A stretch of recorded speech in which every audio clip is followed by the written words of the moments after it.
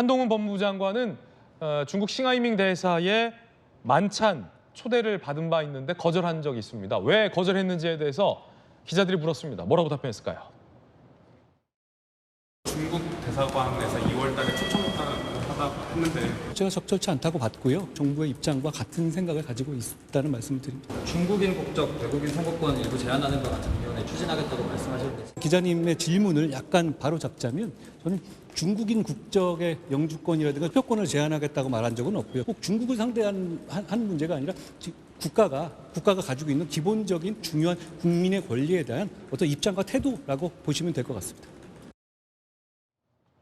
적절치 않다고 생각해서 거절했다라는 한 장관의 답변도 들어봤는데 전주혜 의원님, 이게 묘하게 대조돼요. 대사관 싱하이밍 대사 계속 한 장관 접견을 요청해서 이 정부 청사까지 왔잖아요. 싱하이밍 대사가 한 번 네. 접견하긴 했는데 그 이후에 이제 또 저녁 먹자라고 했는데 한 장관이 이제 거절했고 네. 이 대표는 대사 관저에 갔고 네. 어떻게 보세요?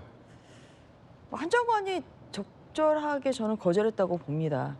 이제 물론 뭐 이재명 대표도 싱하이밍 대사가 이런 저급한 발언을 쏟아낼 거라고 예상을 못하고 뭐 가기는 했겠습니다만 어쨌든 간에 이러한 발언이 결국 쏟아짐으로 인해서 굉장히 지금 뭐 며칠째 지금 계속 저자세 외교 저자세를 보인 것에 대해서는 좀 많은 문제 제기를 하고 있지 않습니까? 그래서 그런 반면에 한동훈 장관은 결국은 거절하기를 잘했다 이제 이렇게 되는 거죠. 예. 왜냐하면 뭐 싱하이밍 대사가 뭐 한동훈 장관 앞에서 또 이런 얘기를 했을 수 있죠.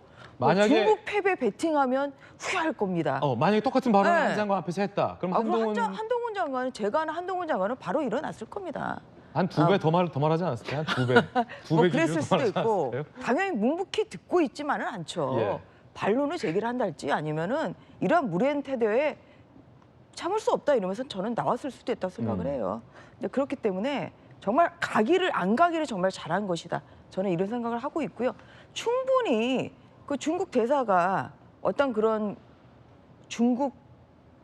중국의 한국 영주권자들에 대한 투표권 뭐 제한이나 이제 이런 관련해서 중국 정부로서 할 이야기가 있다고 하면 이것은 법무부 장관실에 법무부 청사에 가서 얘기하면 되는 것이거든요. 그래서 그러한 면에서 여러 가지 뭐 추측이 나오고 있습니다만 저는 거절하기 정말 100번 잘했다. 100번 이런 잘했다. 말씀을 드리고 싶습니다.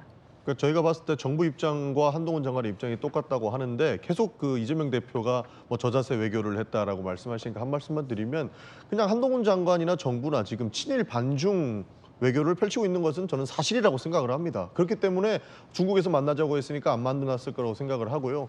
사실 왜 조공 외교, 아련 외교를 이 정부가 일본에게 하고 있다라고 이야기를 하냐면요. 처음에 일본하고 관계를 개선했다고 이야기를 계속 하시는데 그 푼 이유가 뭐냐면 일본에 가기 전에 이미 강제징용 3자 배상안이라는 것을 모든 걸 다 내주고 우리가 일본에다 방문하겠다고 이야기를 한 것이거든요. 이런 부분에서 정말로 조공 외교고 아련 외교를 정부에서 보여줬다라고 한 것이고 실질적으로 중국과의 관계는 계속적으로 당교 수준에 이상하게끔 밀어내기 전술을 쓰고 있었기 때문에 여기에서 우리는 지리학적 특성상 중립외교를 해야 된다. 미국하고 일본하고 친하게 지내는 거 누가 싫어하냐. 중국하고도 가깝게 지내서 적어도 우리 경제만큼은 성장시킬 수 있어야 된다라고 이야기하는 것이 민주당의 외교 전략이었기 때문에 저희는 어떻게든 관계를 해소하려고 이런 것들을 했던 겁니다. 그런 측면에서 봐주시면 좋을 것 같고요. 민주당이 하면 무조건 잘못된 것이고 정부가 하면은 정말로 잘한 외교다라고 하는 것은 내로남불에 지나지 않는다. 저는 그런 말씀 드리고 싶습니다. 예. 제가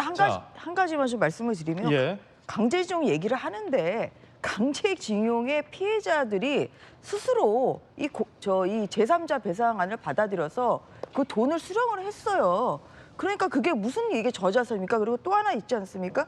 강제징용 피해자를 돕는다는 이 단체가 그전에 그 피해자분하고 맺은 그 약정을 이유로 해가지고 뭐 스스로 성공보수 내놔라 지금 이렇게 소송을 해서 이게 도대체 강제징용 피해자를 진짜 돕겠다고 한 의도로 이렇게 강제징용 피해자를 돕는 건지 아니면 자신들의 이 배를 불리기 위해서 한 건지 불과 한 달 전에 이것 때문에 굉장히 많은 비난을 받았습니다.